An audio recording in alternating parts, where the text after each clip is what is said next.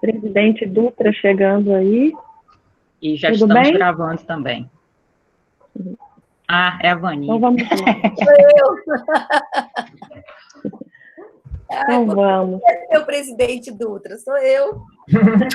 Não Tá quero ser certo. candidata a nada. Olá, pessoal. Então sejam todos muito bem-vindos a essa nossa atividade chamada CineLuz, onde a gente vem fazendo algumas discussões, né, que são propostas pelo grupo de pesquisa Luz, Ludicidade, Cultura e Educação, que é coordenado pela professora Denise Falcão junto comigo, e também conta com a participação de vários pesquisadores, muitos deles estão aqui presentes hoje. E o tema escolhido para fomentar as nossas discussões é o turismo virtual, pensando aí nas potencialidades e limites que essa prática, que essa experiência descortina para o lazer. Então, obrigada pela presença.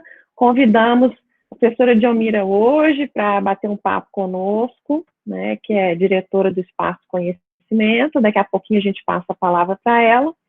E a Denise vai falar aí para a gente, rapidamente, né, Denise, qual que é a dinâmica que a gente adota? Porque quem está participando pela primeira vez já fica sabendo. Então, pessoal, bem-vindo todas e todos. É um prazer, mais uma vez, a gente estar aqui, né, com esse bate-papo, e é isso, né, todo dia aprendendo alguma coisa, e agora nós temos mais esse aprendizado, né, como lidar com invasores. Mas a gente vai aprendendo a lidar com eles, e da melhor forma também, sem se estressar. Então, eu acho que a grande maioria aqui já participa, né, já faz parte desse nosso grupo, desse forte grupo, estamos aí iniciando a nossa segunda temporada do CineLuz. Então, as inscrições são feitas pelo chat, se alguém quiser se inscrever, vai colocando o nome ali no chat, né, nós já temos uma configuração, hoje a Djalmira vai começar, né, a professora Djalmira começa com a gente falando um pouquinho, né, desse trabalho que ela desenvolve, do que ela estiver pensando, e na sequência nós temos também o professor Edivaldo, que pertence ao nosso grupo, que já está na sequência, que vai conversar com a gente aí sobre a nossa temática do turismo virtual. E aí, quem tiver interesse, já vai colocando lá no chat, que a gente vai anotando e fazendo essa sequência. Não vou me alongar, não, porque nós vamos dar seguimento aí no nosso bate-papo hoje. Então, professora Djalmira, com você a palavra. Muito obrigada por estar aí e ter aceitado o nosso convite. Então, pessoal, boa noite. É muito bom estar aqui com vocês hoje. Agradeço a Cris pelo convite. Ela me mandou vamos dizer assim, a divulgação, né? E eu falei, ai, Cris, que bacana, que evento mais legal. E o tema do turismo virtual, como disse o João, foi meu aluno lá no turismo. Eu me interesso muito por esse tema, né?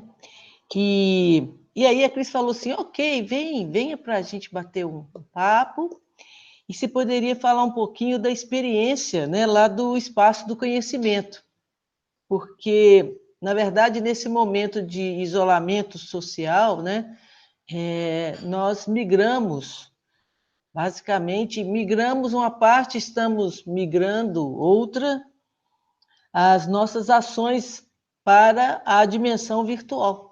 A gente já participava de várias mídias e nossas ações nessas mídias foram, vamos dizer assim, intensificadas de uma maneira muito grande e, consequentemente, os acessos também às nossas redes sociais aumentaram muito, né?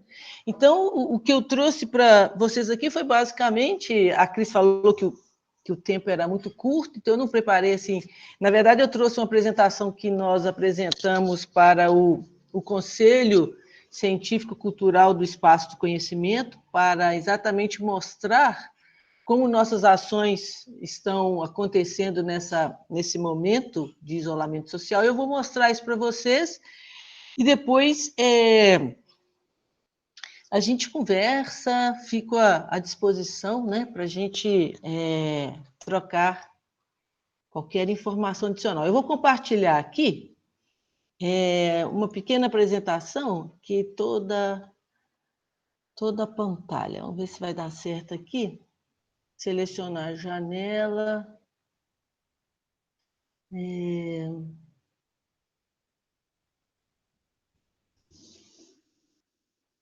Ver se eu consigo aqui abrir esse PowerPoint aqui. Vamos ver se ele vai...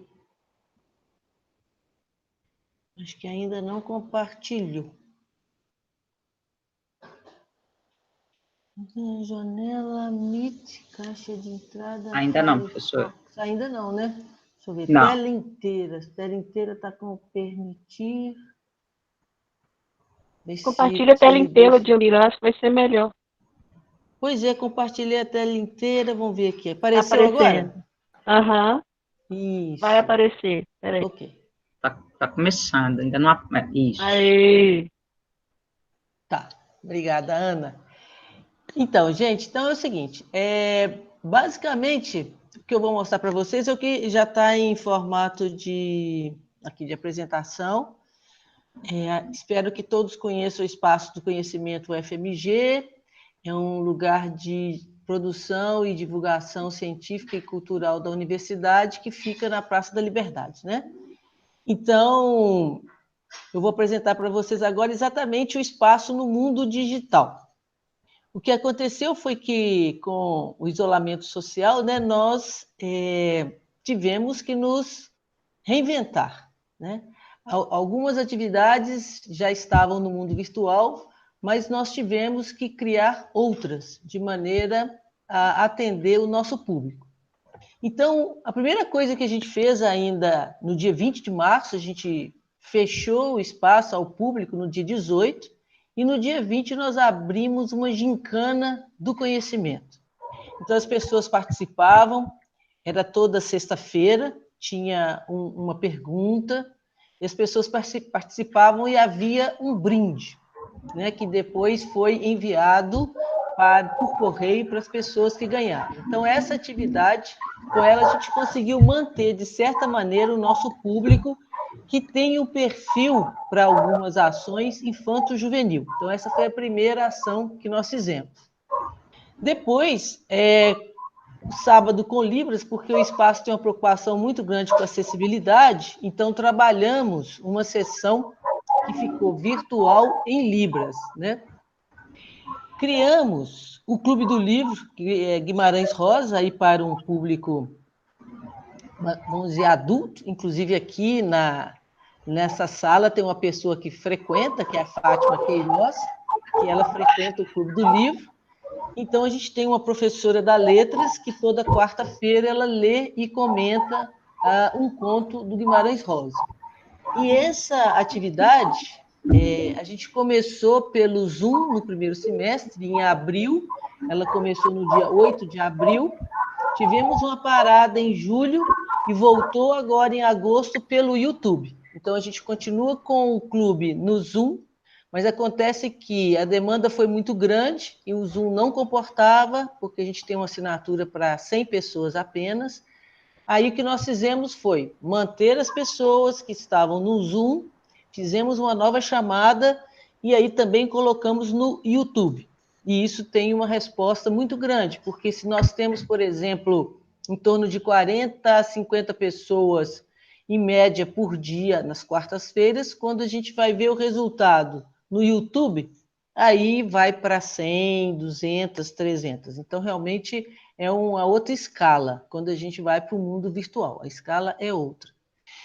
Esse aqui é um tour virtual que é o seguinte, nós temos lá no espaço um planetário e um terraço astronômico fechados. Então, o Núcleo de Astronomia desenvolveu uma sessão online de astronomia que começa mostrando, fazendo uma viagem pelo céu de Belo Horizonte, o que é possível ver, inclusive é toda quinta-feira, é hoje, de 5 às 6 da tarde, de maneira que, após a sessão, a pessoa possa chegar da sua janela e ver os astros que foram mencionados na sessão uma hora antes. Então, a sessão é sempre dividida entre o que se pode ver da janela e outra temática de astronomia que também é divulgada e trabalhada durante a sessão. E o incrível disso é que a gente tem pessoas do Brasil inteiro participando. Então, logo que abre a sessão, eles falam de onde eles são. E, assim, para nosso espanto, é claro que essa sessão também teve um apelo muito grande, as mídias fizeram muita propaganda, a gente teve lá a Rede Globo, teve a TV UFMG também, e isso explodiu a nossa capacidade, e aí fez com que o Brasil inteiro se interessasse por essa atividade, né?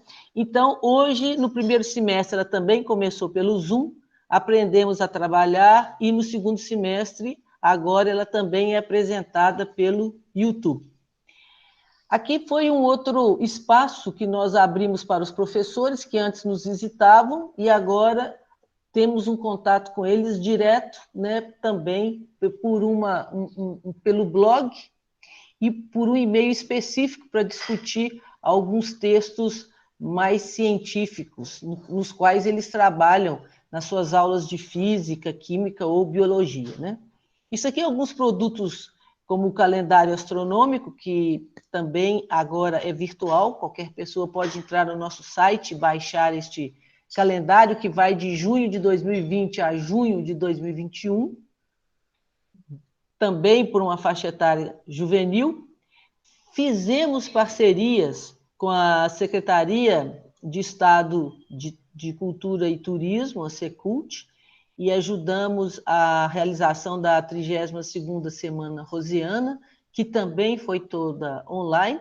Então, as pessoas que vinham à semana, ou seja, a típica migração de um turismo que acontecia em Cordisburgo, com os eventos locais, que também migrou para o mundo virtual, e o Espaço do Conhecimento abrigou uma parte da programação, né? E outras, vamos dizer assim, outras ações, publicações semanais, blog do Espaço, Pílulas do Conhecimento. E o interessante que eu gostaria de mostrar para vocês isso aqui são outras ações também, participamos junto com o Circuito Liberdade do Mês do Patrimônio. Basicamente, antes de mostrar os números, algumas coisas interessantes que têm uma ponte com o turismo. O que vem por aí? Bem, em dezembro do ano passado, nós lançamos uma exposição que chama Mundos Indígenas. Em dezembro, em janeiro vieram as chuvas, tivemos problema no espaço com a queda de uma parte do teto do segundo andar, exatamente onde estava a exposição.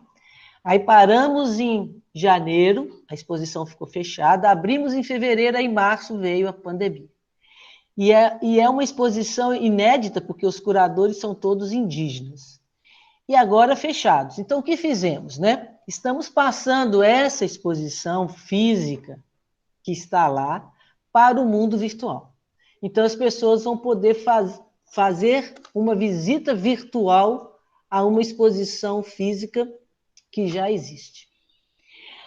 A segunda ação que nós estamos fazendo é que uma outra exposição que entraria agora no segundo semestre, que também não pode ser realizada dentro do espaço, nós mudamos para a cidade. Então, estamos fazendo uma mostra que se chama Universidade e Cidade, onde projetos de cultura de vários professores da UFMG vão ser mostradas nas empenas dos edifícios, do centro da cidade, ou na Savassi, da Faculdade de Direito, que é aquela parte que não tem janela dos edifícios.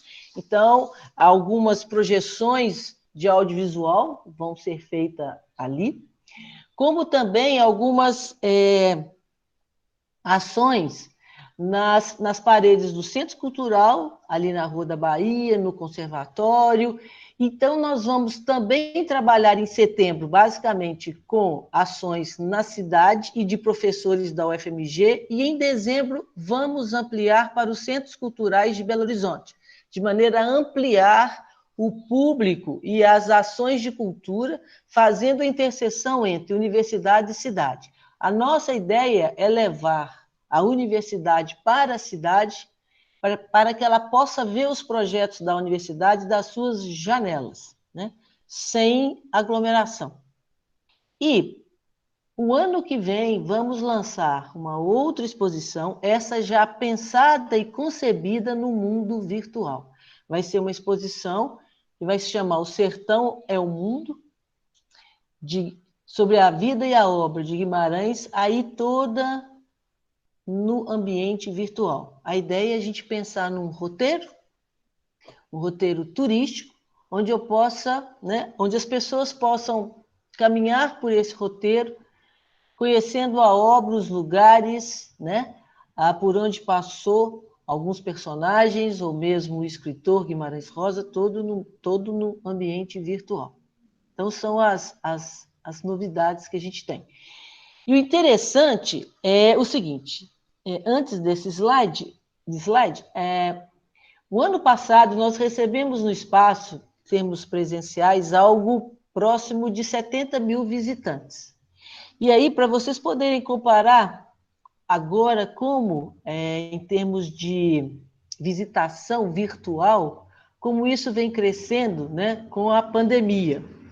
Então, vocês vejam que em janeiro, né, nessa tabela vocês podem ver por mês e por mídia, e o total de todas as mídias. Então, podem ver como está crescendo os acessos às mídias do espaço do conhecimento. A gente acabou de fechar agosto, e o número que eu me lembro é o total, nós chegamos em 55 mil e alguns quebrados de acessos. Então, isso mostra, né, como o alcance do mundo virtual nessa área da cultura, especificamente nessa área, né, dos museus, ela passa a ter uma outra relevância, quase atingindo, e eu acredito que até dezembro deve ultrapassar o número de frequentadores presenciais, né, em termos de acesso, né? Então, é basicamente isso que eu queria mostrar para vocês. E deixa eu descompartilhar a tela aqui.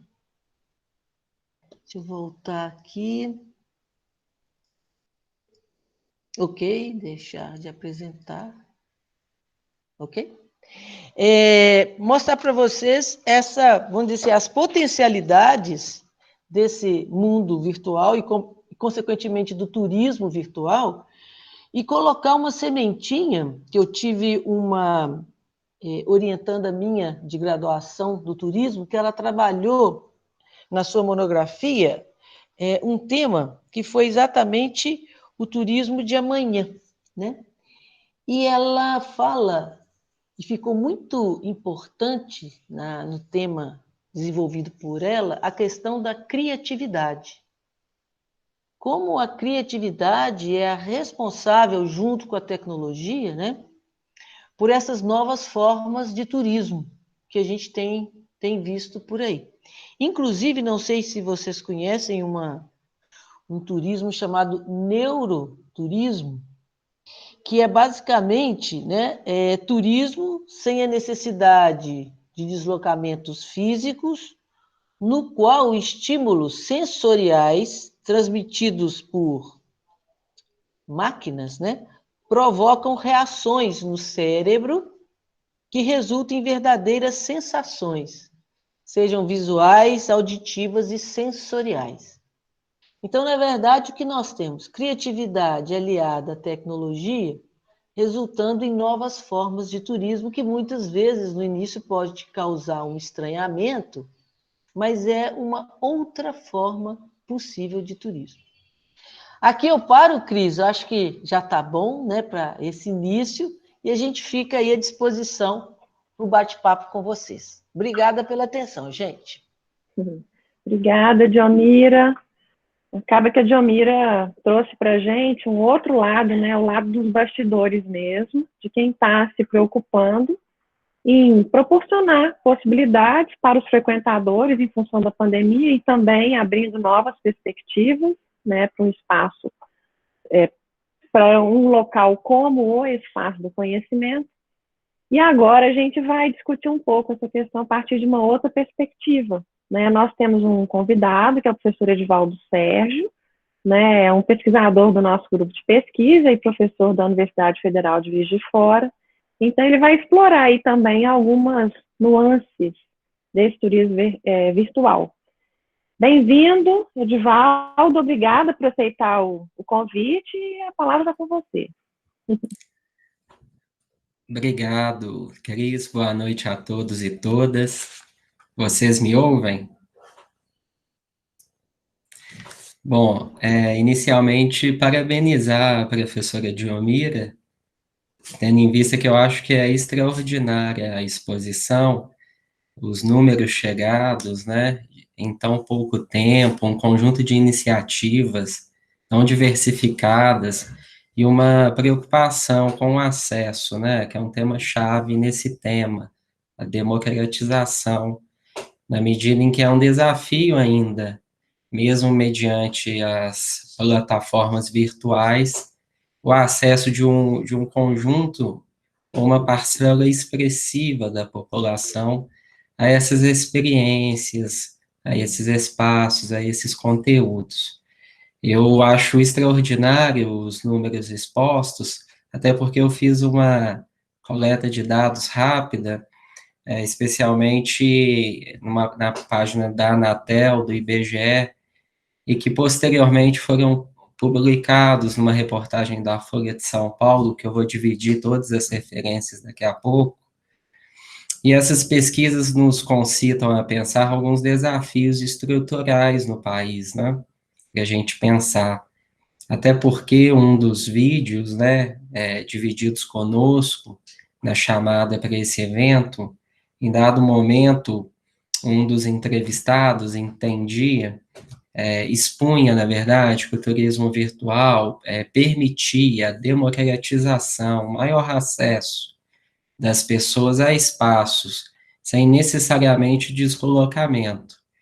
E muito motivado por essa observação, eu cheguei a 4 dados que eu queria dividir, não no sentido de ser uma resposta de forma alguma, mas para a gente pensar nos desafios, né, do ponto de vista das pessoas que acessam.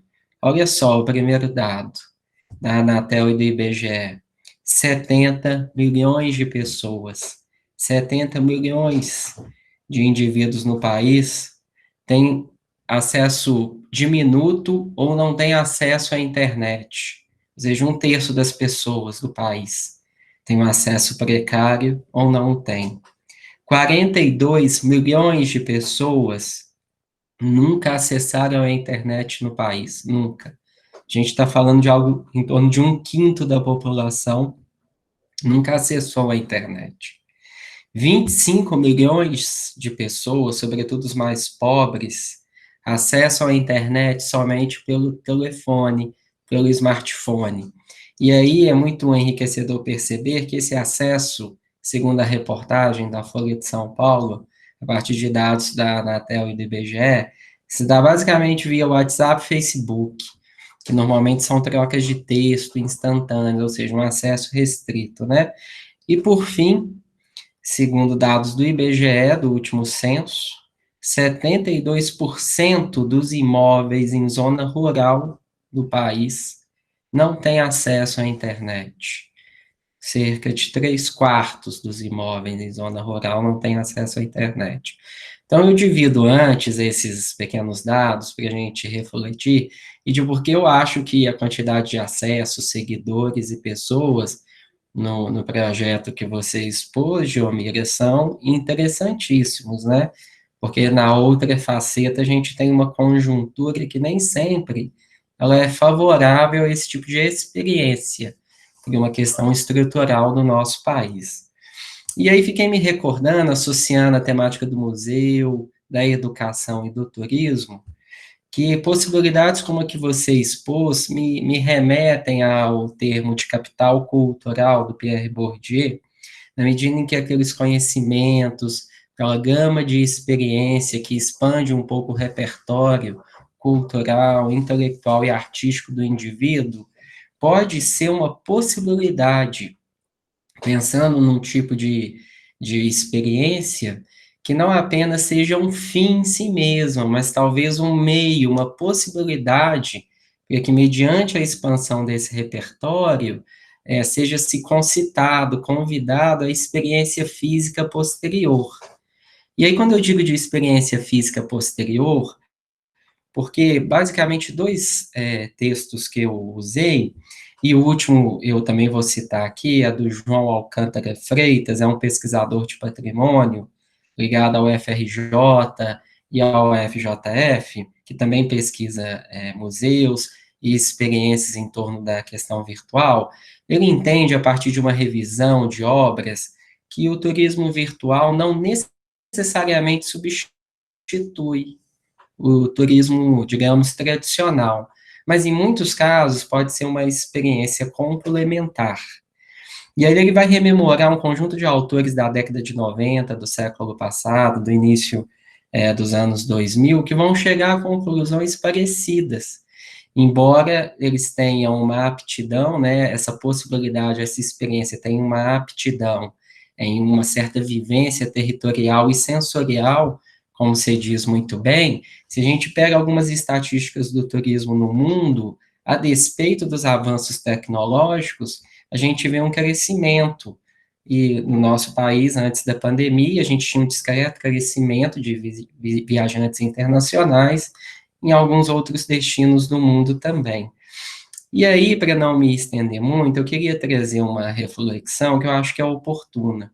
Tem um autor que é muito criticado, que lançou, se não me engano, em 1998, no México, uma obra que foi publicada em 2003 no país, chamada Pós-Turismo.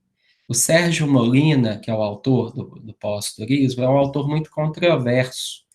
E o próprio termo pós-turismo é muito criticado, porque, segundo alguns estudiosos, é uma forma de tratar o turismo numa datação sequencial que talvez não seja mais correta, porque você tem experiências diferentes, estágios diferentes, sociedades em patamares de ponto de vista tecnológico, econômico, muito distintos.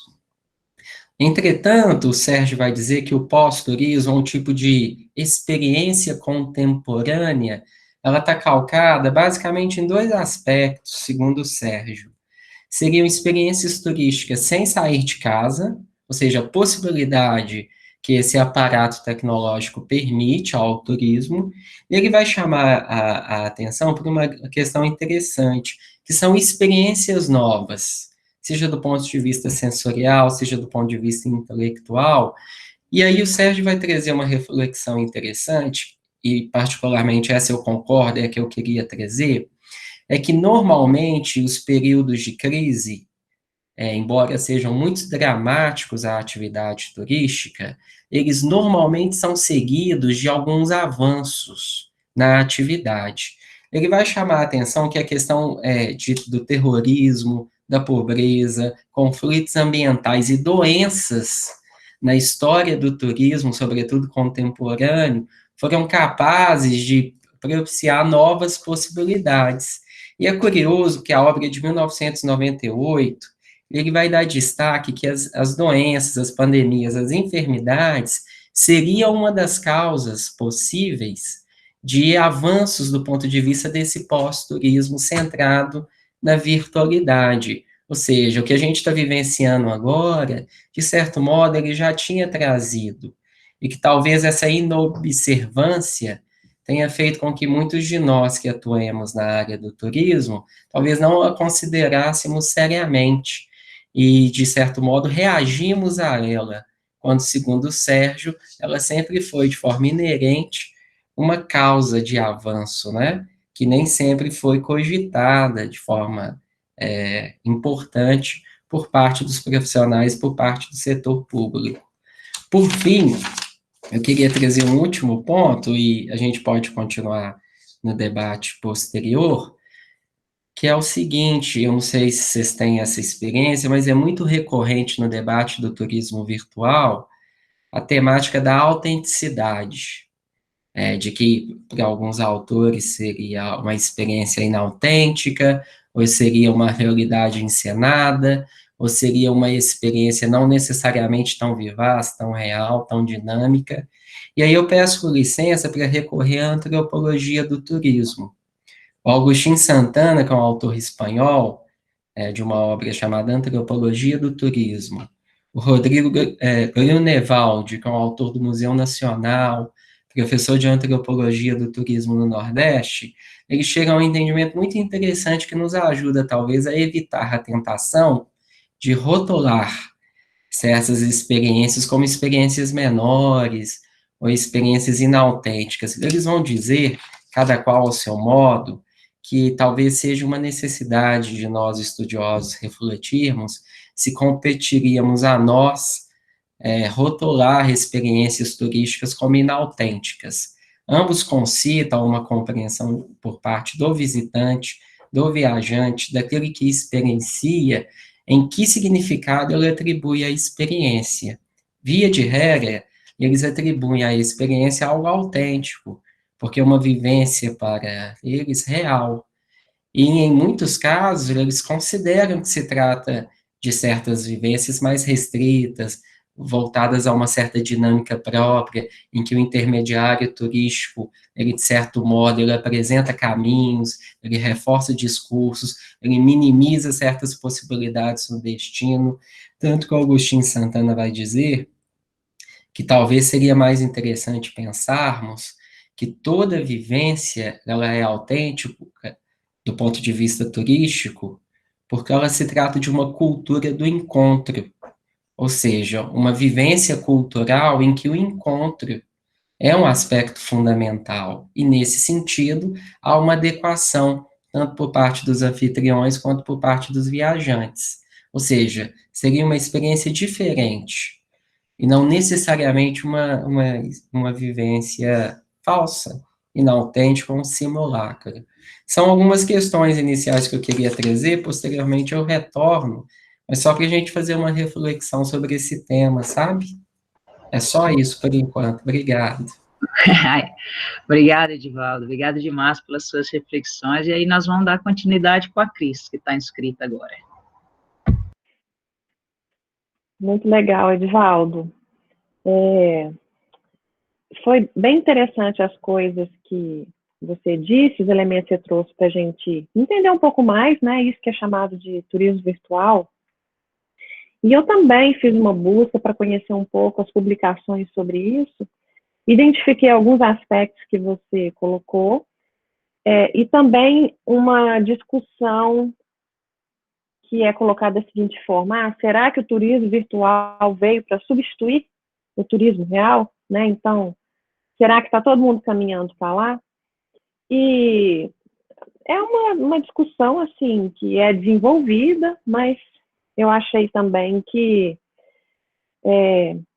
são experiências diferentes e complementares, né? E essas possibilidades de turismo virtual, de fazer tour virtual por diferentes destinos, por espaços diferenciados e que são também atrativos de lazer, o que a gente observa, né? São possibilidades diferentes e, ao meu ver, complementares também, né? Então, eu fiz um exercício, eu até coloquei para vocês aí no chat, um site que eu achei muito interessante e eu fui brincar um pouco, né? Saí do papel de pesquisadora, tentando investigar o tema, e fui ver o que encontrava ali. E foi bem interessante, porque, né, os lugares que alguns, né, que eu entrei, que eu nunca visitei, eu fiquei muito surpresa, né? E as possibilidades tecnológicas, elas são riquíssimas, né? Tanto é que eu ficava surpresa. Você tem uma vista aérea, se você quiser, do local, que quando a gente conhece em loco, se a gente não faz um passeio de helicóptero, se não tem um drone à disposição, né? Então são visões panorâmicas que a gente nunca vai ter. Então, eu achei muito rico, visão de 360 graus, né, com algumas indicações do que aquilo significa. Eu sei que foi, para mim, uma experiência, né, parecendo um jogo, uma brincadeira, né, de virtualidade, que eu achei extremamente interessante. Mas o curioso esses lugares que eu visitei virtualmente, que eu não conheço, o que fez em mim foi instigar o desejo de conhecer em loco. Porque eu pude explorar alguns detalhes mas é diferente, né? A gente estar no lugar mesmo, sentir, né? Mexer com todos os nossos órgãos dos sentidos, ver dimensão, volume, textura, são coisas que a virtualidade, ela dá uma ideia, mas ela não garante, né? E, por outro lado, quando eu fiz esse tour em alguns destinos que eu já visitei, alguns atrativos que eu já conheço, também trouxe aí outras possibilidades, né? Eu lembro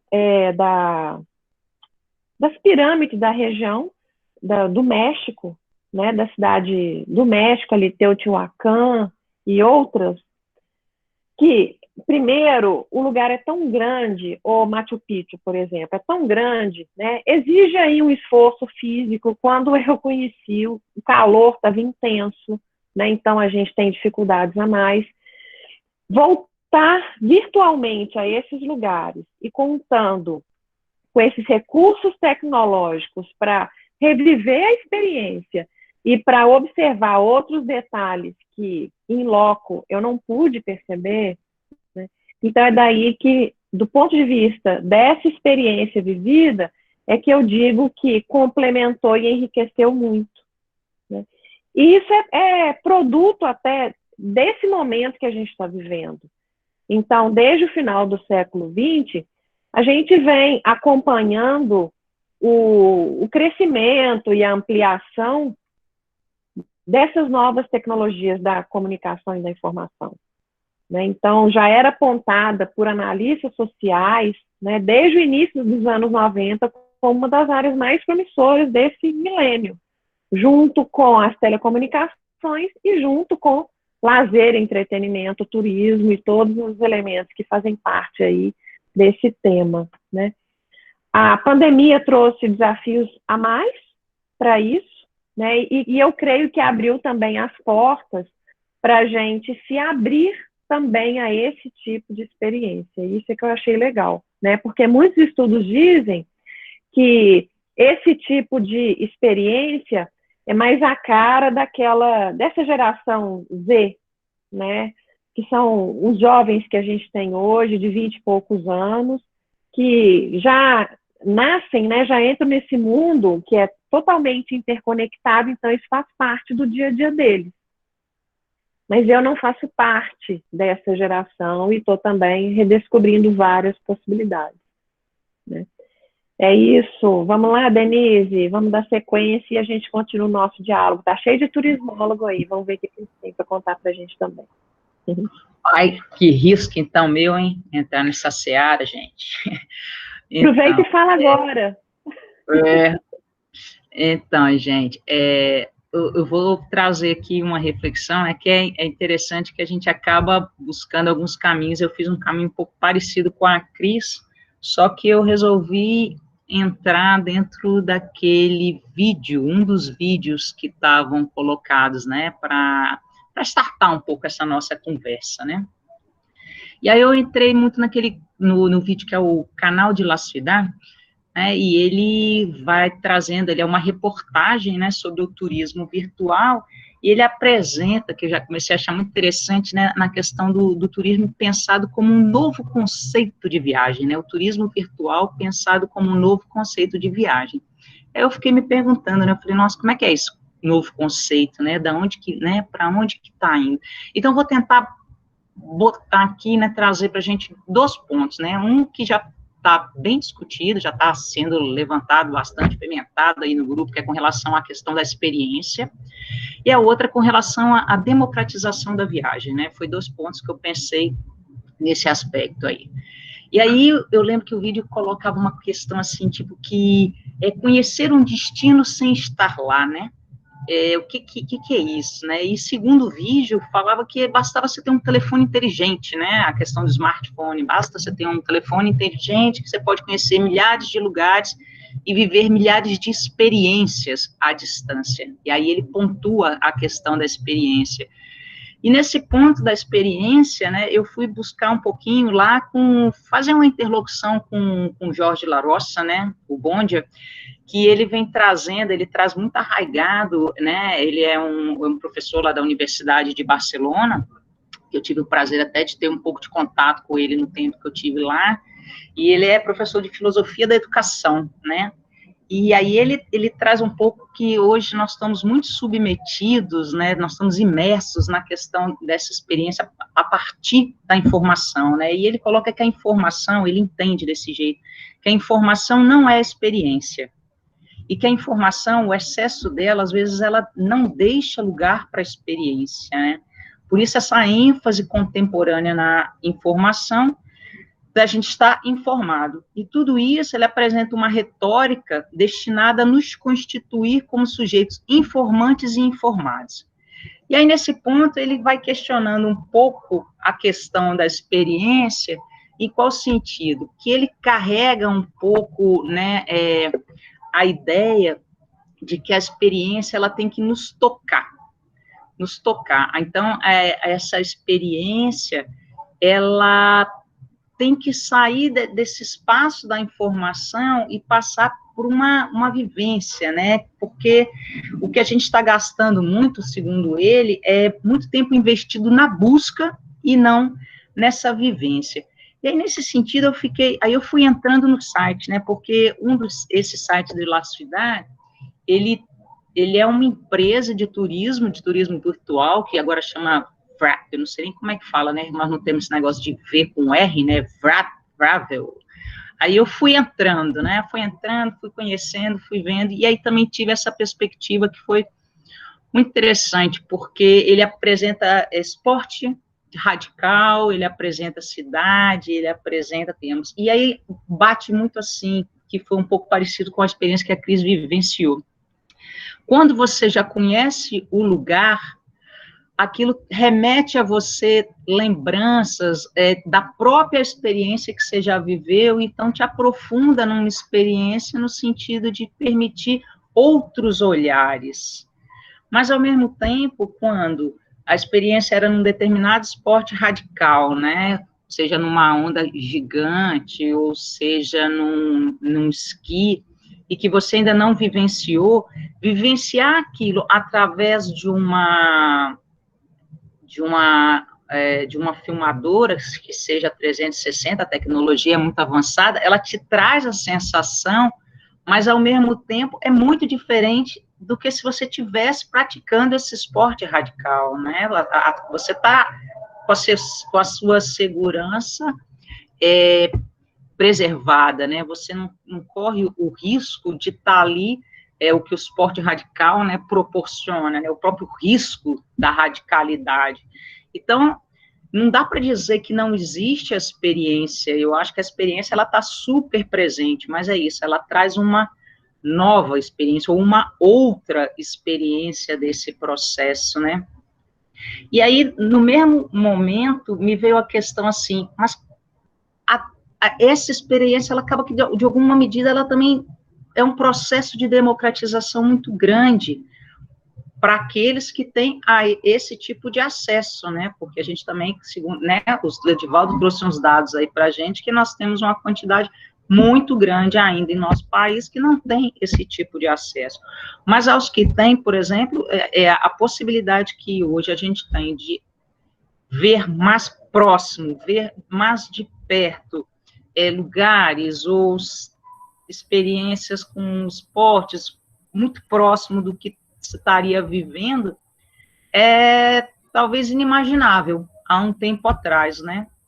E essa mesma situação me deu quando eu vi o vídeo da Canaima, né? Porque eu tive a experiência de ir a Canaima, ver pessoalmente uma cachoeira daquele porte, e a hora que eu vi aquela cachoeira no vídeo, mesmo 360 graus, mesmo podendo eu olhar de cima, que foi um ângulo que eu não tinha tido acesso, eu falei, mas não dá, é muito diferente essa experiência. Então, assim, realmente, eu acho que traz para a gente um novo lugar, né? Essa virtualidade, ela se abre para a gente como uma outra experiência, não uma nova, uma outra experiência. E aí eu deixo para vocês, para a gente continuar conversando assim, né? Quem teve essa possibilidade de entrar, quem viu, o que está experimentando, eu não sei, nós temos mais inscrito, Cris? Temos, agora é a Marcina. Tem. Então, gente, boa noite a todos. Já há algum tempo eu venho me sentindo desconcertada em relação a essa temática, e eu digo isso muito em relação a um posicionamento e uma diferenciação que existe entre, né, o turista, o sujeito que pratica a atividade, onde a gente se coloca também, e o profissional, né, a pessoa da área que lida com tantos estudos acadêmicos aí que a gente pesquisa e também nós estudamos em relação a essas temáticas, né, diferentes. A princípio, eu pensei de retomar a teoria e a gente fica bastante confuso, porque uma proposição que desconstrói completamente a cadeia produtiva do turismo, que é algo, né, que a gente precisa também levar em consideração, como fica o pessoal do artesanato, como fica a questão mesmo do deslocamento, enfim, pensei no transporte, nos meios de hospedagem e tudo mais, pensei também nessa possibilidade de lazer, onde nós todos estamos envolvidos em nossas casas, ao menos a maioria de nós, trabalhando no computador, né, sempre, quando a gente precisa também nos distrair em momentos de lazer, em momentos que às vezes é importante você se deslocar, respirar um ar numa cachoeira, numa praia,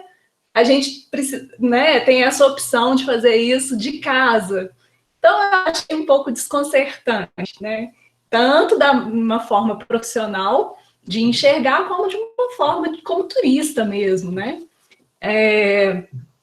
Passei a pensar também na questão da experiência, e Denise trouxe, né, essa questão da informação, da experiência, de uma maneira muito, muito clara. Então, eu não vejo que seja integralmente um sentido de experiência, e quando eu falo integralmente, estou trazendo alguns elementos até dos sentidos. Eu vejo que todos os sentidos, né, o olfato, o tato, o paladar, eles precisam estar integrados, engajados aí numa experiência física de turismo. Eu vejo muito por esse lado. Essa nova modalidade aí que está surgindo, ela acredito que seja uma experiência complementar, né? Realmente, até falei ali no chat, concordando com o Edivaldo, com a Cris depois, mas que ao mesmo tempo ela, né, teria uma serventia para apurar a visão, o olfato, desculpa, a audição, né, em um certo momento, mas que, né, assim, é um pouco complicado ainda de interagir com isso aí, porque fica um pouco a desejar, né, as relações sociais, elas ficam também, de certa forma, interrompidas nesse sentido.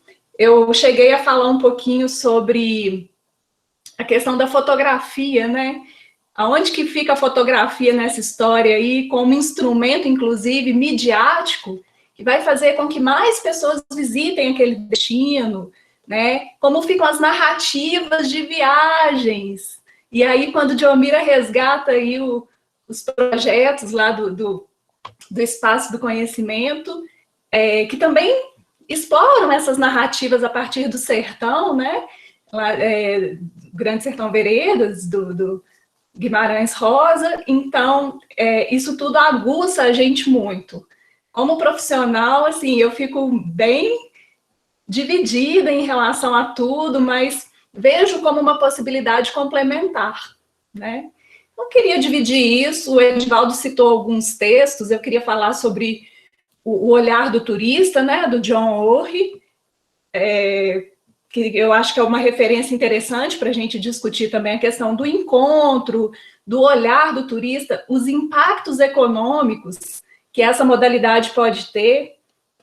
Foi falado também sobre criatividade, né, esses dias, acredito que foi ontem, um secretário da Economia, do Ministério da Economia, vinha falando sobre como os brasileiros, né, têm uma criatividade para dar um nó aí, para desviar a questão da crise e tudo mais. Então, penso muito nos meus colegas dessa cadeia produtiva que até hoje trabalham na área. Então, a gente tem uma inversão completamente, assim, 360 graus da cadeia produtiva também, né? Como que se dão esses vídeos, essa elaboração?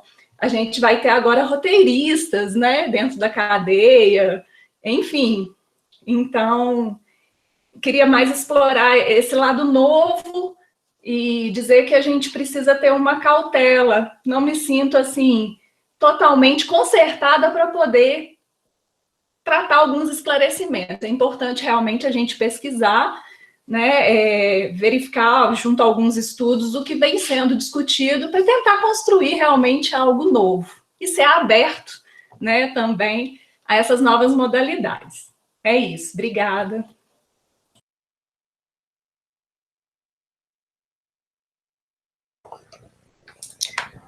Sou Então, eu. Isso, Edivaldo, você agora. Vamos.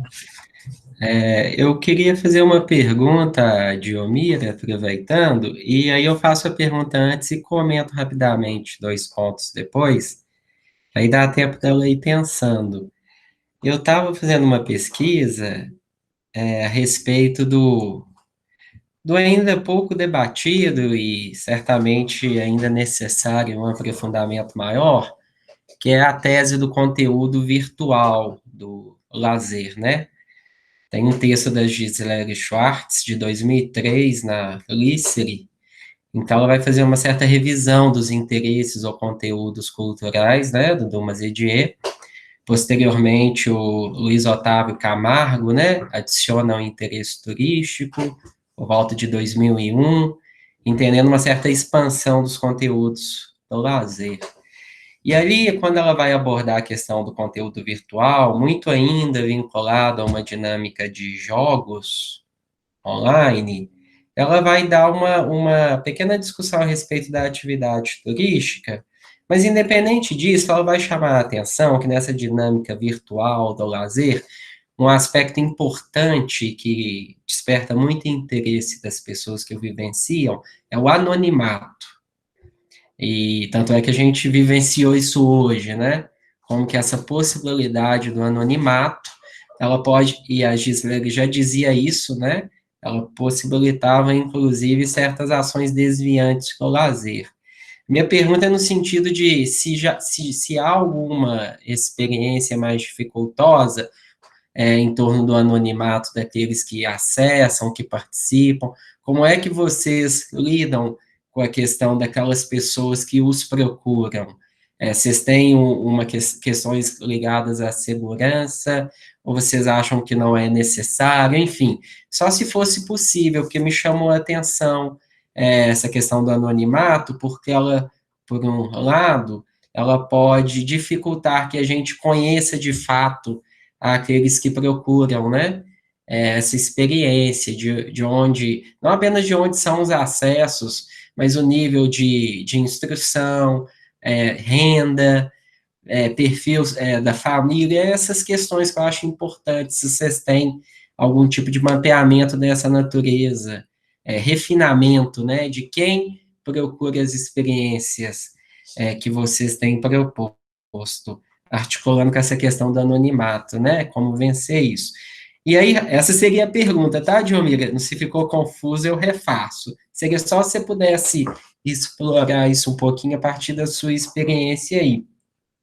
E só rapidinho, pegando um gancho com a Marcina, eu fiquei pensando, Marcina, que muitos estudiosos do campo do turismo defendem que a viagem, deslocamento, se fisicamente starta, né, no momento inicial da viagem, ele, todavia, do ponto de vista existencial, psicológico, ele antecede muito o deslocamento à viagem. A experiência turística, eles chamam de um pré-turismo, né, que é um conjunto de buscas, um conjunto de acessos, um conjunto de troca de informações que se dá antes da viagem propriamente dita.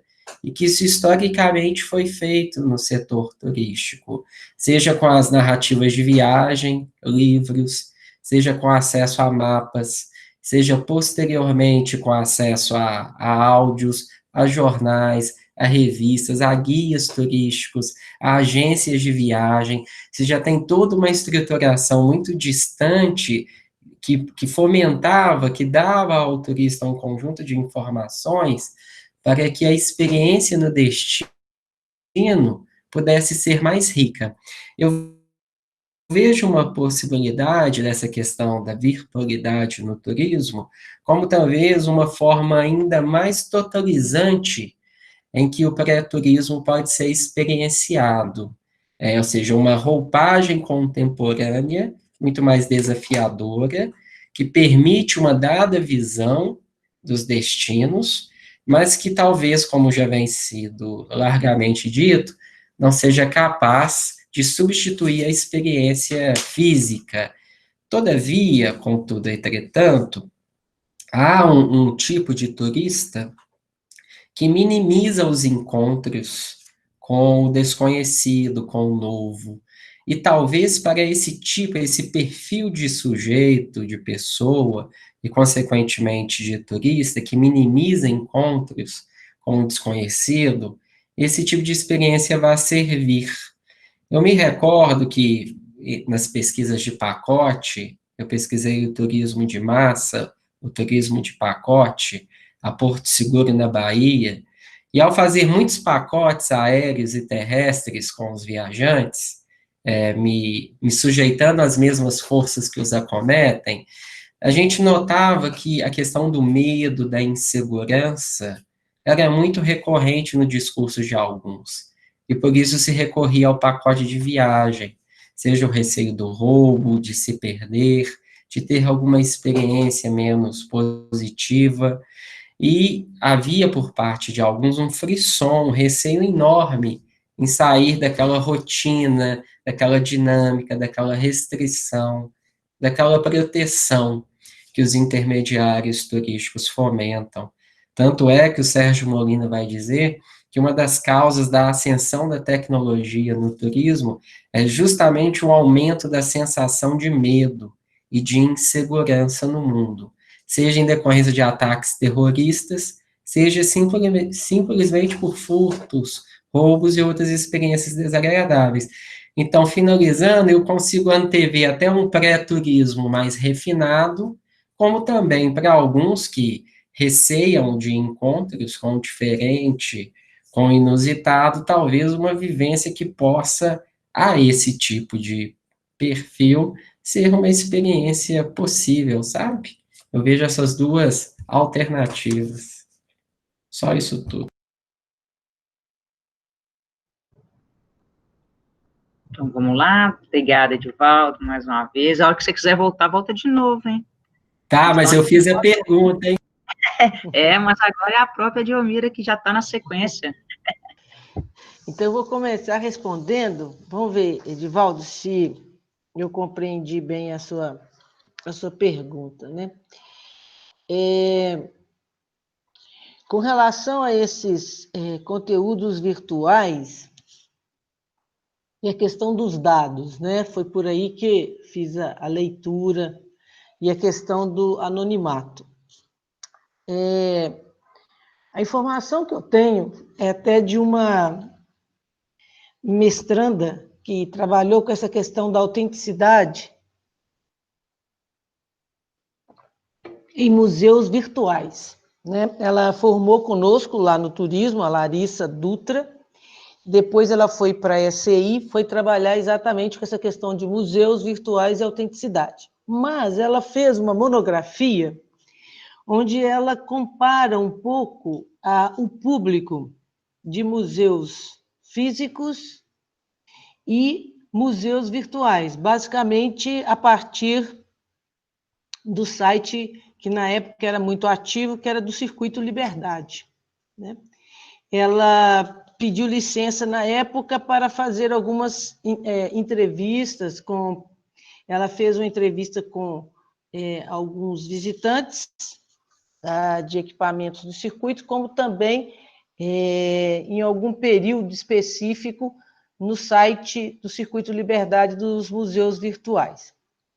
Então, o que ela nota na monografia, inclusive a monografia dela está disponível no site lá da UFMG, do IGC, né? O nome dela é Larissa Dutra, é que ela verifica uma maior democratização de acesso. Então, a gente tem mais pessoas pardas e menor escolaridade. E aí a gente começou a investigar por que isso, né? E muitas vezes, na minha disciplina, por exemplo, de turismo e museus, uma vez eu levei uma turma no CCBB e alguns ficaram, vamos dizer assim, constrangidos de pisar no tapete vermelho do CCBB, naquele prédio. Então, eu acho que existe essa questão de que a virtualidade te permite uma primeira visita que não substitui a física.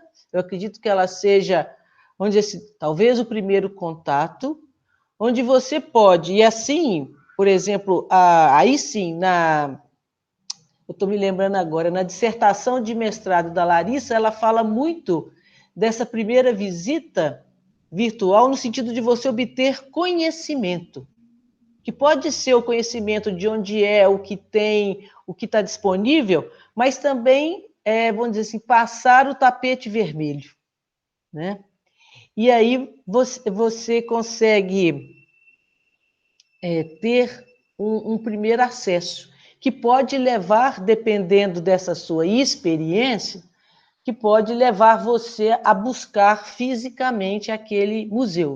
Até porque quando a gente vai fazer pesquisa sobre você viajou especificamente para conhecer um museu, né? Em geral, é muito baixo uma pessoa fazer uma viagem especificamente para visitar um museu, né? Tem um livro que chama Arte, Turismo e Entretenimento, e ele fala que essa visita específica a museu situa-se entre vamos dizer assim, um turista cultural na faixa dos seus 25%. Então, as pessoas vão ao museu porque vão àquele destino. Então, eu fui a Paris e visitei o Louvre, né? Mas tem aqueles que visitam que vão fazer viagens especificamente para visitar museus. Então, a informação que eu tenho para te dar é esta. Agora, a gente poderia avançar dizendo que, estando na era da Big Data e dos Google Analytics, é possível ter mais informações das pessoas que fazem essas visitas virtuais. Então, é possível ter renda, escolaridade, cor e tudo mais, né? Só que isso é vendido, né? Aí você tem que comprar a base de dados. Mas hoje em dia é plenamente possível. Esses dados que eu mostrei, por exemplo, dos acessos ao espaço do conhecimento, são dados livres.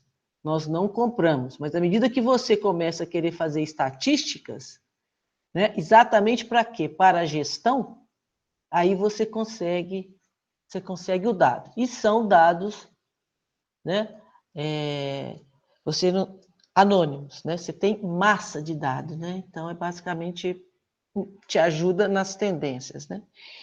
E aqui eu queria, não sei se eu respondi, se você ficou satisfeita, Edivaldo?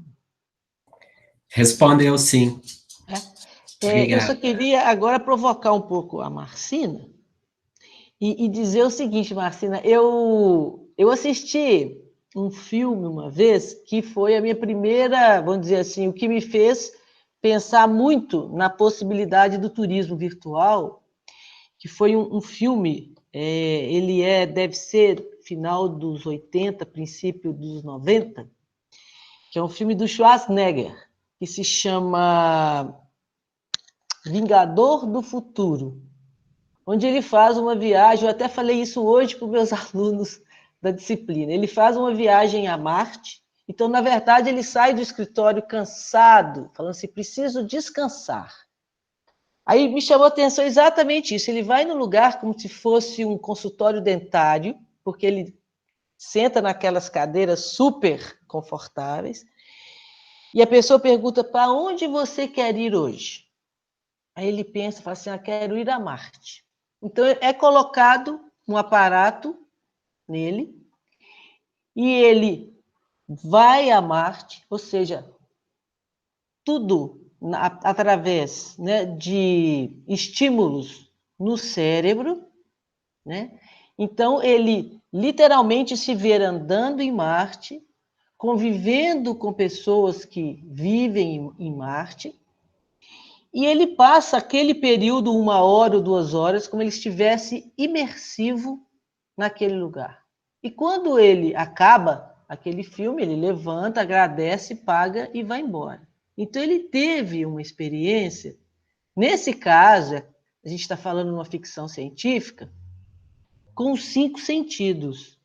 Hoje em dia, ainda não conseguimos os 5 sentidos, mas a gente já tem a visão e a audição, com esses óculos 3D, esses microfones, né? Fones de ouvido, e o tato está sendo pesquisado a partir de luvas que você, né, coloca, onde você consegue ter a sensação. Então, na verdade, a tecnologia vai nos permitir, e aí não estou falando de 20 anos, estou falando de menos, você conseguir dar um mergulho na praia e acordar seco. E você vai ter aquela experiência. Vai substituir, né? Vai depender de cada um, né? Eu acho que vai haver uma maior democratização, e se a gente pensar em crescimento a nível de demografia, se a gente começar a pensar em termos demográficos, e alguns lugares que a gente vai, como, por exemplo, a gente vai nos museus de Florença, e os chineses dominam totalmente, você nem consegue ter experiência nenhuma, dado um enxame de pessoas nos lugares, né? É claro que você vai possibilitar maior acesso a um preço mais baixo, né? E, né, pela lei da demanda, menor preço, maior quantidade, maior procura, né? Aí você vai ter segmentos diferentes. Então, eu acho que o turismo vai ser um segmento. O turismo virtual, desculpa. O turismo virtual vai ser um segmento. Você pode almejar um turismo físico, que com certeza vai ser sempre mais caro, né? Hoje é novidade, você precisa até ter todas essas tecnologias, comprar o óculos, não sei o quê, não sei o quê. Inclusive, a nossa ideia dessa exposição do sertão é talvez ter um portal para o sertão, que a pessoa entre via óculos 3D, pelo menos, né? E depois anda fisicamente pela exposição. Mas eu assim, o que os pesquisadores dizem, e aí esse rapaz que me chamou muita atenção, ele é um português, porque essa discussão de neuroturismo foi num congresso em Portugal que eu fui, o Gonçalves, e ele é extremamente otimista, dizendo que em 5 anos já teríamos o tato, que o mais difícil é o cheiro e o paladar, para a gente conseguir realmente transpor isso em termos tecnológicos, mas que a audição, né, e visão já estão aí, e o tato está em andamento. Então, eu acho que isso é assim, e o interessante é que esse filme do Schwarzenegger foi escrito por um americano que nasceu em 1928. Então, em 1900, uma pessoa, né, que, vamos dizer, em 1958, que ele tinha lá os seus 30 anos, ele escreveu um conto, né, de ficção científica que vira um filme de uma viagem a Marte, que hoje nós, em 2020, né, estamos tendo algumas experiências nesse sentido. Então, é muito interessante a gente pensar nessas possibilidades como sendo complementares, mas como sendo possíveis e que vão bater, e já estão batendo na nossa porta. Né? É isso, Denise e Cris. Legal, só para complementar aqui a conversa, Djomira, eu comecei a procurar aqui a origem daquele desenho das famílias Jetsons, porque essa semana eu vi o tal do carro voador, né? Essa coisa toda, eu falei, nossa, só faltava o carro, agora não vai faltar mais nada, né? E aí comecei a procurar aqui, mas não encontrei assim, a origem, mas ele foi televisionado em 60, década de 60. Enfim, né? Você me falou aí desse filme do Schwarzenegger, também me faz lembrar Avatar, né? Essa coisa de você querer descansar também, ir para um lugar diferente, e aquela transposição toda, né? Enfim, me veio também na cabeça esses dias vendo uma reportagem sobre turismo virtual na modalidade museus e como que essa forma também pode ser inclusiva diante da presença de portadores de algumas deficiências, por exemplo, deficiência física, né? Os cadeirantes no sul da Espanha, a experiência de um museu que proporciona que eles entrem nas naus, né, nas embarcações, para visitar o interior dessas embarcações diante dessa impossibilidade, né, do deslocamento. Então, fazendo um paralelo com os dados também levantados pelo Edivaldo, essas outras possibilidades que abrem margem para a inclusão social de uma outra maneira, né? Mas é isso. Se a gente for levar o pé da letra, é pano para manga aqui, gente, é coisa demais, né? Mas é isso. Obrigada.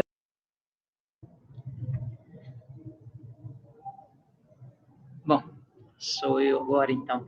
E aí eu vou retomar um pouquinho, né, gente, essa discussão, e eu vou voltar também para os vídeos que startaram a nossa conversa, tentando buscar um pouco, continuar esse diálogo com relação à democratização e a quem, né, estar democratizado, né, a quem vai ter esse tipo de acesso.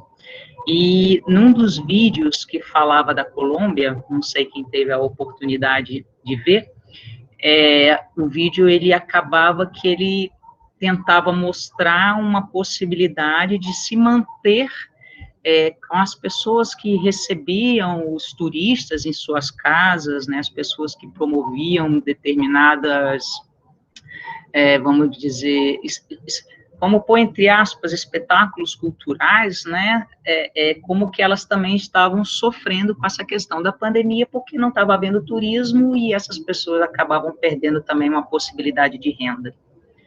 E aí eu fui entrando, buscando onde que estava isso, como que era, né, e aí você vai chegando, e eu fui chegando nos outros sites que promovem esse tipo de, que se colocam, né, que promovem essa redistribuição de renda a partir do turismo virtual.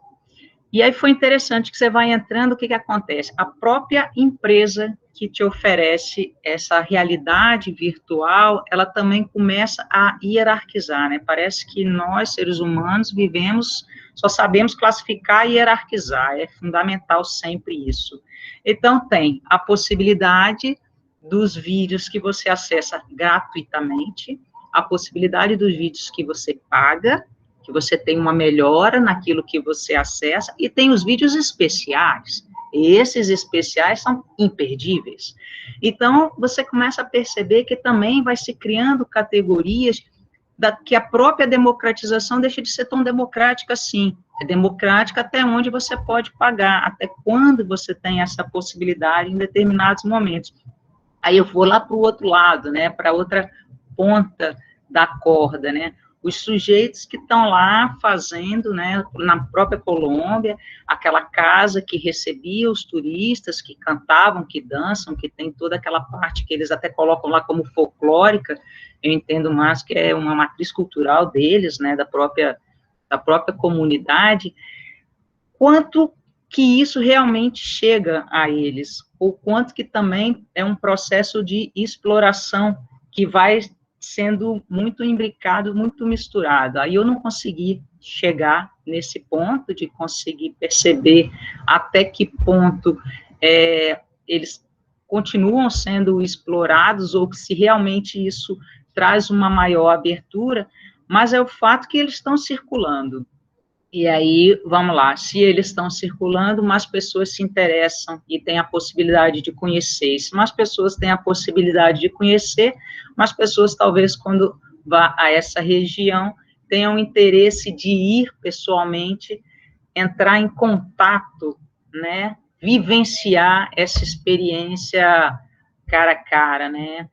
E eu sempre fico buscando, né, que eu acho que é isso que a gente está tentando fazer aqui, é essa discussão, talvez a gente não chegue a nenhuma conclusão e saia com mais instigados, mais dúvidas sobre tudo que está acontecendo, mas eu acho que esse é o grande propósito, né, desse trabalho que a gente desenvolve aqui, de vamos conversar sobre, né, vamos levantar, vamos questionar, vamos ver quais são as possibilidades, e o que a gente consegue disso tudo caminhar, porque a gente não vai conseguir nunca parar, né, a virtualidade hoje, ela mais do que nunca, ela é uma presença na nossa vida, e talvez a gente não consiga nem mais viver sem ela. Eu não sei se o pessoal fica falando agora nessa história novo normal, eu acho que não sei se vai ter novo normal, não, acho que já estamos no normal, já é a normalidade aí, já está instalada, a normalidade é essa, gente. E tem as suas facilidades, de repente a gente consegue, né, numa hora dessa, olha o tanto de gente de vários lugares, inclusive do país, que está aqui discutindo um tema que abarca questões, inclusive, mundiais. Então, eu deixo aí, mais uma vez, uma provocação no sentido da gente pensar o tanto que essa democratização, ela também traz uma hierarquia embutida na questão socioeconômica, daqueles que podem ou não podem pagar, acessar, ter esse privilégio ou ter essa possibilidade, nem que seja através de um celular. Porque eu me lembro aí eu lembro que o João colocou ali, eu já ia comentar, o João colocou no chat, a questão da experiência do Japão, que também foi um outro vídeo que a gente colocou, né? Aquilo eu fiquei de cara quando eu vi, por quê? Porque as pessoas compram um pacote, vamos pôr entre aspas, para entrar dentro de um avião, se sentar numa cadeira de avião, e aí colocar um óculos para viajar para qualquer lugar que ele escolheu. Então, é a experiência buscando provocar no sujeito a própria sensação primeira da viagem, vamos colocar assim, que na primeira, né, também não, mas colocar naquele lugar, agora eu vou viajar, eu sento numa cadeira do avião e, de repente, me vejo chegando no Himalaia, me vejo chegando na Nova Zelândia, ou me vejo chegando no Rio de Janeiro, né? Então, é muito interessante como é que vai se apropriando de elementos da realidade, jogando na virtualidade, trabalhando com isso tudo que a gente está falando, com os sentidos, né? Que, no fundo, o que a experiência traz para a gente é o que nos afeta, o que nos faz sentir, né? Então, fico por aqui. Quem está na vez? Agora é na Moetia. Denise, eu nem te avisei, mas durante a sua fala eu encerrei as inscrições. Então, a gente tem a Namoetia, e aí depois, não sei se você vai acrescentar algo, e eu também, mas já para finalizar. E se alguém quiser, é a última chance, hein? Que fala agora, ou ficar ali aí. Vamos lá, Namu. Ei, pessoal, boa noite. Obrigada, aprendi muito hoje, e eu queria só complementar, porque eu vi a fala do Rogério mais para cima, sobre os esportes, né? E desde que começaram que a pandemia começou, que o isolamento social foi dado, a gente teve uma migração muito forte de alguns eventos esportivos presenciais para a parte virtual. E eu participei de dois campeonatos virtuais, mas tivemos, assim, inúmeros outros, e abriu uma possibilidade imensa de você competir com pessoas de outros países em oportunidades que às vezes não seriam tão fáceis, né? Porque viajar nem sempre é tão acessível. Então, então acabou se tornando, dentro de uma vertente, talvez uma esfera do turismo virtual, só que dentro de uma segmentação que, em alguns pontos, seria até impensável, né? Que praticar esporte, fazer uma competição sem estar presencial, às vezes é uma coisa que não se considera, né? E acabou virando uma rotina. Tivemos inúmeros campeonatos de modalidades como taekwondo, karatê, acontecendo desde março, basicamente, e, inclusive, um aumento dos esportes, né, que começou a ter uma procura e uma validação muito grande por conta dos esportes, que são os esportes virtuais, justamente porque diminui a questão do deslocamento e mantém aí a prática esportiva, né, dentro de que alguns consideram ser ainda uma prática esportiva. E eu achei muito interessante foi essa questão da segmentação, né? Você mantém uma segmentação, embora eu não tenha sentido uma experiência tão confortável, não achei que me supriu, da mesma forma que é estar presencial, não acho que uma coisa desfaz a outra, eu acho que é uma experiência possível, mas não, que não é o que eu tenho, que eu gosto de fazer mesmo presencial. Então, Rogério, se você quiser ver um pouco mais sobre dessas experiências, tem uma equipe de São Paulo que está trabalhando com realidade virtual dentro do esporte, inclusive esporte de combate, que é o taekwondo, e ela está utilizando da realidade virtual para treinar atletas olímpicos para as Olimpíadas de Tóquio 2021. Então, eles colocam uma encenação de uma pessoa que eles desenham, eles pegam lá uma pessoa que entende de internet, de coisas virtuais, que não sou eu, montam uma possibilidade de combate virtual. Então, ele está competindo com uma pessoa que só seria possível lá na Europa, aqui no Brasil, e assim, se preparando para quando for possível viajar. Então, era isso.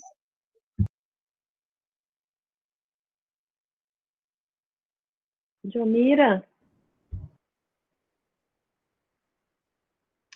Eu quero só dar uma dica também, e aí dialogar um pouco com a Denise, da importância dessa questão da experiência, Denise, nesse mundo virtual e dialogando especificamente com o turismo.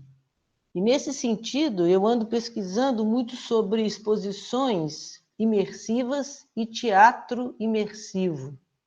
E um deles me chamou muita atenção, que foi uma exposição sobre luz, onde vamos dizer assim, o curador dizia, ele fazia trabalhos extremamente poéticos com a luz nas paredes e o público podia interagir com a luz. Então, o que ele dizia era, dependendo da velocidade, vira cinema.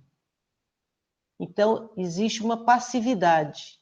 Se você diminui o ritmo, o público consegue se interagir com essa luz. E, consequentemente, surge a poesia, surge o encantamento, surgem as sensações. Né?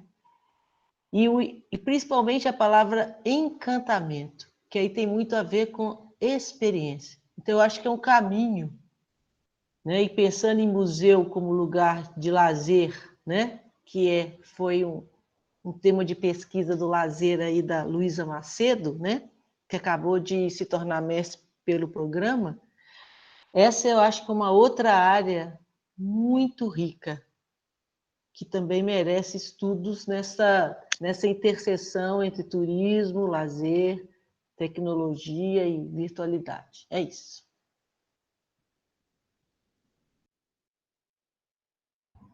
Não, obrigada, Djamira. Eu acho que é esse caminho mesmo, né? E como eu estava falando, assim, é um pouco sem volta, né? A gente vai aprender essas novas relações que estão se estabelecendo com a virtualidade, essas novas descobertas, essas novas experiências que a gente não pode negar, são experiências, sim, concordo plenamente.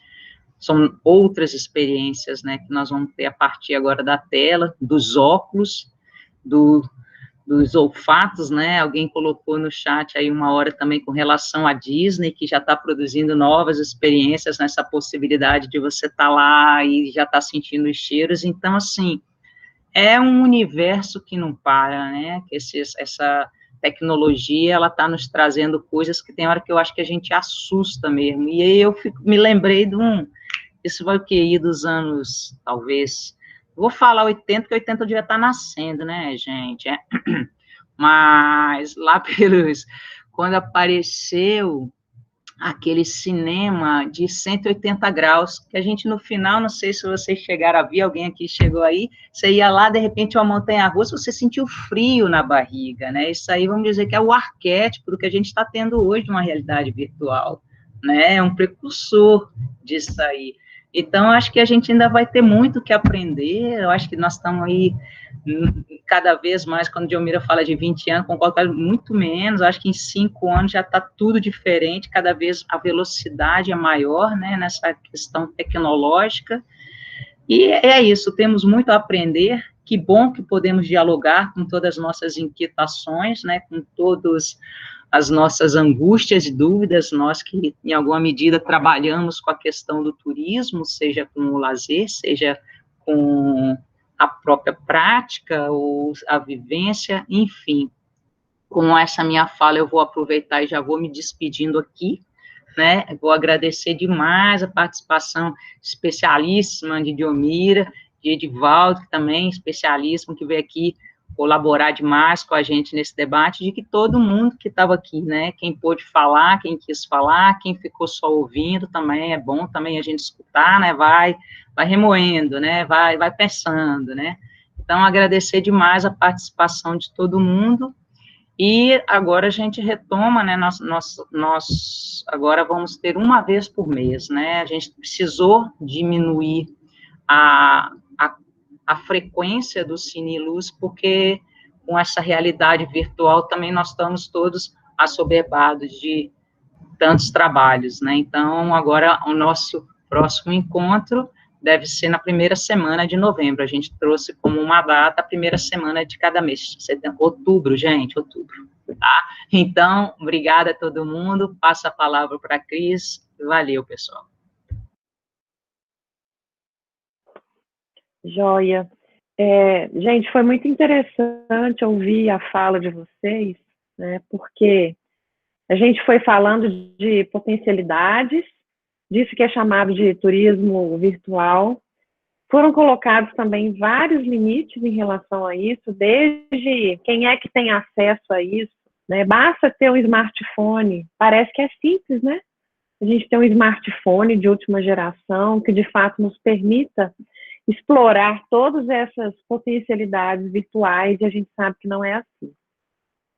E para quem já teve a oportunidade de vivenciar as duas coisas, tem diferenças também que são muito relevantes, né?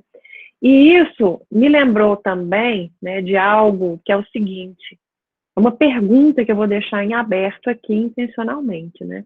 Teve uma época que antes os cursos médios ou cursos técnicos de turismo, eles tiveram que mudar de denominação, porque aquele curso técnico não era, de fato, um curso de formação do profissional do turismo. E também por questões aí ligadas ao próprio mercado, né, a absorção desse profissional formado em nível superior. E a reflexão que eu coloco, o questionamento que eu faço, vai na mesma direção. Será que esse tipo de experiência, de fato, é um turismo? Será que existe mesmo um turismo virtual? O que é que caracteriza o turismo, de uma forma geral, para que a gente acrescente esse adjetivo sem que isso descaracterize a experiência, né? Então, eu estou colocando algo para a gente pensar, porque eu tenho a impressão que essa palavra é inadequada. A gente tem experiências de virtualidade que dialogam, né, com a experiência turística, né? A gente realiza deslocamentos simbólicos, né, faz tour virtual, mas eu, de fato, tenho muitas dúvidas, porque a característica central do turismo está relacionada com o deslocamento de pessoas, com essa quebra, né, de uma dinâmica de vida que as pessoas acabam vivendo todos os dias. Então, tem essa função, essa característica, não sei bem qual é a expressão, né? É diferente do lazer, porque fala-se muito em lazer virtual, e cabe perfeitamente, né? Porque é uma outra experiência de lazer e entretenimento que é possibilitada pela virtualidade. Agora, o deslocamento simbólico que é propiciado por essa experiência são super bacanas. Não vamos desconsiderar isso, né? Mas a minha questão, que vai ao encontro do que foi falado por muitos de vocês, Marcina fez alguns questionamentos nessa direção, e outras pessoas também, Edvaldo, Diomira trazendo as questões do neuroturismo, tudo isso é relevante. Agora, a gente também não pode perder de vista o que é que caracteriza esse tema, né? Qual é, digamos assim, o seu coração, a sua essência. Acho que a gente não pode perder isso de vista, né? E nessa direção, né, que tem a ver com esse tipo de reflexão que eu estou propondo, né, tem uma frase do Amir Klink que eu acho que ela é muito pertinente, né? Fala assim: um dia é preciso parar de sonhar e, de algum modo, partir. Porque é isso que o turismo evoca, né? Que a gente vá desbravar outras possibilidades, que a gente, de fato, vá até lá. Porque o turismo virtual, né, basta alguém me chamar, acabou a experiência, interrompeu, né? E é algo diferente quando eu me encontro lá, quando eu realmente parto, né, e deixo de simplesmente sonhar. Eu vivo, né, em loco, eu vivo presencialmente, eu exploro todas essas possibilidades. Aposto que eu ter falado dessas coisas e chegou um monte de gente aí, né? Novas ideias, novas considerações, etc. Mas a gente só está aqui abrindo canais de discussão, né? Então, me alonguei um pouco, mas agradeço demais a vocês pelas contribuições, pela presença, né, de todos. E todo mundo agora pode abrir o microfone, ainda dá tempo de falar alguma coisinha, a gente vai finalizando, tá bom? Muito obrigada.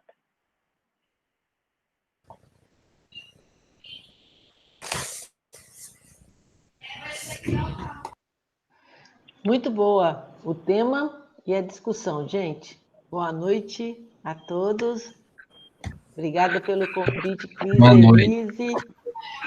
Muito bom, boa noite. Obrigada, gente. Muito bom, gente. Obrigada, gente. Muito bom. Excelente análise